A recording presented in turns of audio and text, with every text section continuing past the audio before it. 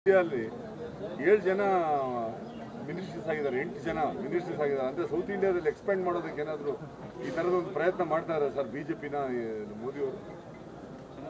ಏನು ಮಾಡಿದ್ರು ಕೂಡ ಸೌತ್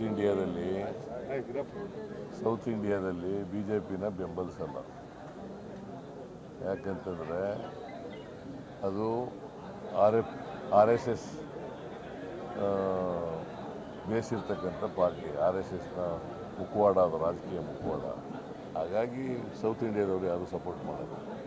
ಈ ಸಾರಿ ಉತ್ತರದಲ್ಲೂ ಕೂಡ ಉತ್ತರ ಪ್ರದೇಶ ಮತ್ತು ಮುಂಬೈ ಅಲ್ಲೆಲ್ಲ ಕೂಡ ಹಿನ್ನಡೆ ಆಗಿದೆ ಅವರಿಗೆ.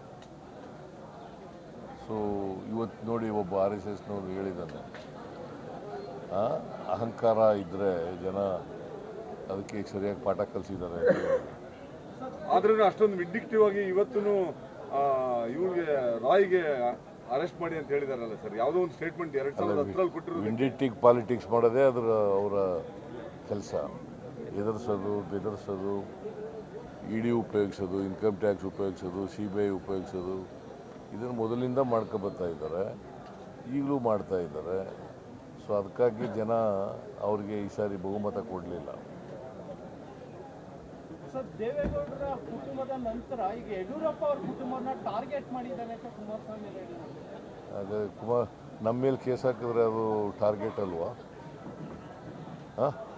ನನ್ನ ಮೇಲೆ, DK ಶಿವಕುಮಾರ್ ಮೇಲೆ, ರಾಹುಲ್ ಗಾಂಧಿ ಮೇಲೆ ಕೇಸ್ ಹಾಕಿದ್ರೆ ಅದು ಏನಂತ ಕರೆಯೋದು?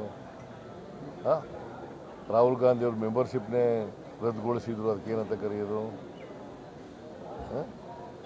ಏನಂತ ಕರೆಯೋದಂದರೆ ಈಗ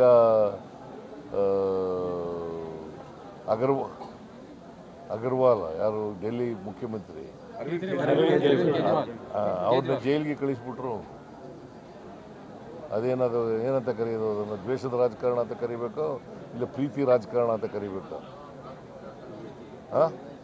ಶೇಡನ್ ರಾಜಕಾರಣ ಮಾಡೋರು ಅವರು.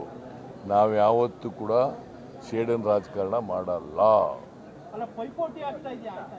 ಏನು ಪೈಪೋಟಿನೇ? ಆ ಥರ ಅಂತಂದ್ರೇನು? ನಾನು ಹೇಳೋದು ಪುನಃ ನೆನ್ನೆ ಹೇಳಿದ್ದೀನಿ.